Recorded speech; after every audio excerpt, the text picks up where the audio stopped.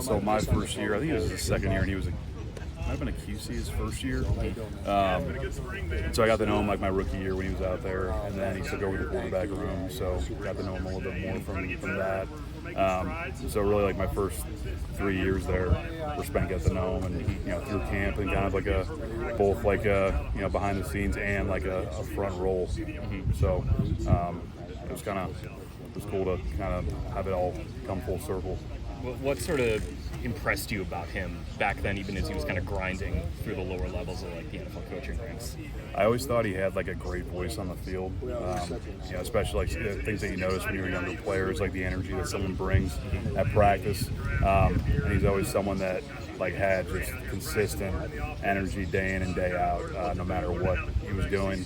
And so, obviously I wasn't working with him being an O-lineman, but things that you notice as a player when you're on the field are those types of things, like the energy of a coach, the consistency, like the detail, all those things. Was Tommy there with you at that point? Yeah, so he was there year 3. So I think Shane actually interviewed Tommy for the job. Yeah. Like he basically interviewed Tommy for like the job, like his job. Yeah, I think. Did Tommy like ever make a remark to you like, man, that guy's wired different, anything like that? Not that I can think of, but I know they've always had a really good relationship and they've kept in touch for a long time. And so, and obviously, like Tommy really does value like those kind of relationships, like smart ball coaches, being one himself too. So I like never heard anything but great things about him from like that side. When this opportunity came along, to work with Shane here, this being your first NFL job, just how eager were you to get in the building and get to work with him? I was super excited. Kind of from my past, like being a player, knowing like somewhat about him and like what type of level of drive that he does have and brings every day. Yeah, that's really exciting. And then again, like even like the opportunity of like being back at this level, these type of players is something that you can't pass up, and great opportunity, and loved every minute of it. What have you learned from him over the last year, just about offensive philosophy, coaching, any of those things? Yeah, I think what's really neat, especially at this level, you just have a lot more time. Where you're not dealing with some of the things that you deal with in college, so you can really kind of dive into details of other positions. Hey, why are we running this? Why are we doing these things a certain way? So I think getting a better overall, I think you just get a better grasp of what you're trying to do offensively, more so than just worrying about what's going up front. So seeing the strategy and all those things behind it, why we're doing it, it's all been really beneficial for me as a young coach. Appreciate it, Chris. Yeah, thanks, definitely. man. How well did you know Quentin coming in here, and how much did that kind of ease things, with this being your new job here? Yeah, so I knew him from I knew him as a recruit when he first came in high school. I wasn't there with him as a player. All right. But I guess I wasn't really necessarily part of the recruiting process, because that was kind of the younger coach would always want the younger guys to kind of be around the guys coming in. It made sense. But we'd go back every spring, sometimes in the summer, and we'd be able to spend a few days with those guys. And we were there to both learn and help coach as well. So I kind of got to know him through that. And then just playing we really played the same position in college. So that was always kind of something that kind of linked us in that way. But yeah, definitely like coming in, like knowing the type of player he is, how he works, and knowing him a little bit more from a personality standpoint definitely makes it easier. And so we were talking to, it was Chris Ballard before the draft. He was mentioning, there's kind of a tug of war between the coaches and the scouting staff on like filling immediate needs versus kind of going down the road a little bit.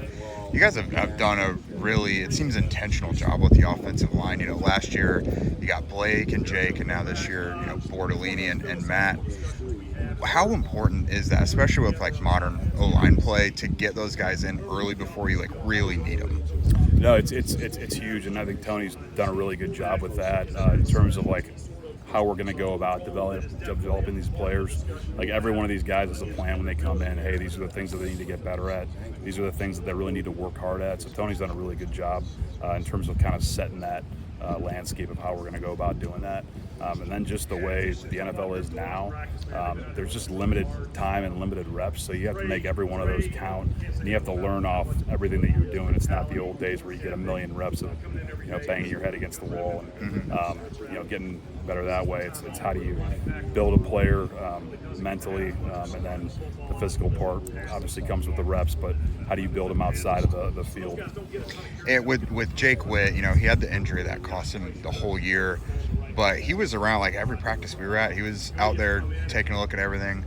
How much could he still have benefited just being there, even though he physically couldn't take the reps and everything like that? And then going into now, he's out on the field again.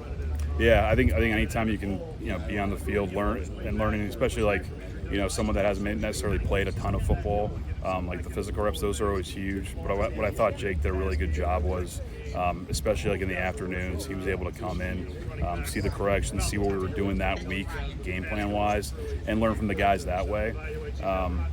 But I mean, you definitely can't take away physical reps in the field, but you also can't just be lax when you're in the room. You got to really constantly be kind of engaged, and that's our job too, to keep them challenged in that regard. And everyone seems to have raved about, with Tanor and Matt specifically, they were like glove fits for your guys' room. Like every box they seem to check.